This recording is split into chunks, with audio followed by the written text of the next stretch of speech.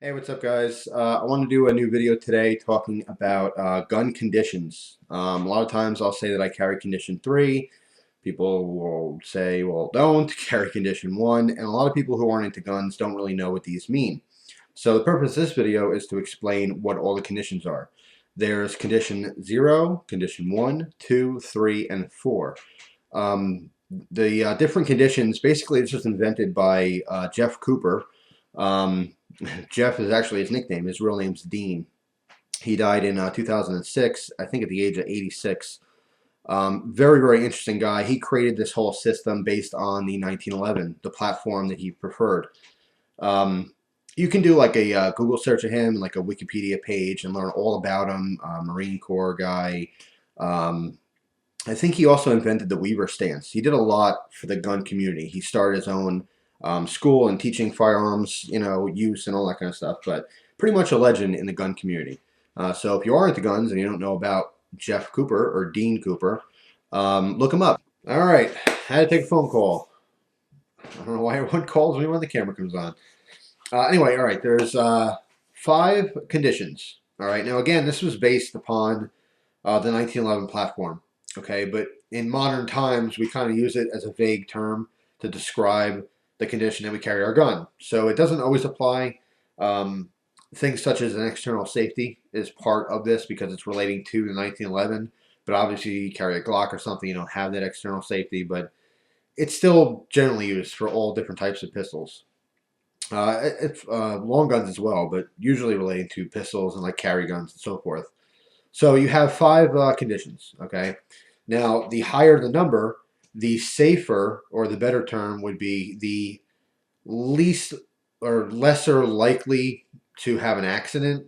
I don't know if that's a good way to explain it. Um, the lower the number, in other words, condition 0 is the most unsafe or dangerous condition. And then when you get to condition 4, it's the safest, if that best describes it. I think the best way to say it really is the least chance of an accident, put it that way. So anyway, let's get into it. The first one is condition 0. Condition 0, again, think about the 1911 here. I don't have one to demonstrate anymore, but picture that in your mind. Condition 0 means you have a full loaded magazine in the gun. You have a round in the chamber. Okay, your hammer is cocked back, and there's no safety on. Okay, so what that means is if you pull the trigger, it's going to go bang. That's condition 0. Okay, condition 1 is what a lot of people carry. It's basically the same thing. Fully loaded magazine, a round in the chamber. Okay, the hammer's back, but your safety is on. I don't know if I mentioned it, but in condition 0, the safety's off. Okay, so condition 1 is how most people carry their guns. Cocked, locked, ready to go, safety on. Then you have condition 2, which is rarely ever used, but some people do. Condition 2 is fully loaded gun, a round in the chamber, the safety's on, but the hammer is down. Okay?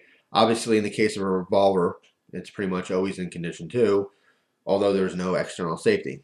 But then condition 3 is what I usually carry, and condition 3 is a fully loaded magazine, no rounds in the chamber, and then safety is not really an issue in condition 3, but usually it would be off anyway. So in order for the gun to function, you have to, in the case of semi-automatic, rack the slide, okay, pull the slide back, load a round, then pull your trigger. That's what I've always preferred. That may change somewhat sometime way down the line, but with every gun I've ever had and carried, I've always carried a condition 3 because that's how I personally, that's how I am used to carrying my guns. It's how I train with my guns, whether I'm at the range actually shooting or if I'm practicing at home dry firing. It's always in condition 3. So I have that muscle memory. When I go to grab a gun, if I grab a gun off of you, let's say, I don't know, some kind of shootout, you drop, your gun's visible, like, oh crap, there's a gun, something happened to mine. I'll grab it and I will actually use it as if it's in condition 3 because that's what I'm so used to. It doesn't even, it just happens. I don't give it much thought. So that's not necessarily a great thing. If you happen to have like, a gun with a safety that I'm not familiar with, then I grab it, I try to rack it. But anyway, I'm familiar with my guns. That's what matters most. Now condition 4, which is probably never used for a carry gun is when you have no magazine in the gun at all. Okay, the safety again is not much of an issue. I think technically the safety is on, but you're talking about no ammunition in the gun whatsoever. You have an empty chamber, okay, you have an empty magazine, or the magazine is not physically in the gun. In the case of a revolver, it just means you have no rounds in your cylinder. So that's pretty much it. Quick, short version recap, in case that was all confusing. Condition 0, pull the trigger, it goes boom. Condition 1, take the safety off, pull the trigger, it goes boom. Condition 2, either it's a full double action pull to go boom, or you have to cock the hammer back first, then pull the trigger. In the case of like a single action revolver or something. Condition 3, you have to actually chamber a round, then pull the trigger. And condition 4, you have to load the gun, then chamber a round and pull the trigger to go boom. So that's pretty much it. That's all of Dean Cooper, or Jeff Cooper, his creation of these different conditions. I guess this was all part of his training, when he was teaching people how to use firearms. And again, using the 1911 as an example, he would go through all these different conditions and then train, and that's where it originally came from. But again, today it's used pretty vaguely across the board for a lot of different people. And a lot of times, like I say, if I say condition 3 or condition 1, whatever, hopefully you guys know what I'm talking about now. Those are the two most known conditions. Condition 1, which I would honestly say probably 90% of people carry that way in condition 1. And then condition 3 is also done, but not as often as condition 1.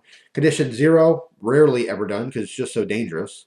Condition 2, it's used not very often. That's pretty rare to hear about. And then condition 4, no one does. I really don't think anyone does that at all. So, unless of course your state requires it for travel in your car or something. But anyway, like I said, a lot of questions for people who are not specifically gun savvy and they want to know more about this. I would highly recommend, if you're into guns, looking up Jeff Cooper or Dean Cooper and reading about his history. Very interesting individual. So anyway, that's pretty much it. Thanks for watching, guys. I thank you very much for your time, and I hope you enjoy the rest of your day. Take care.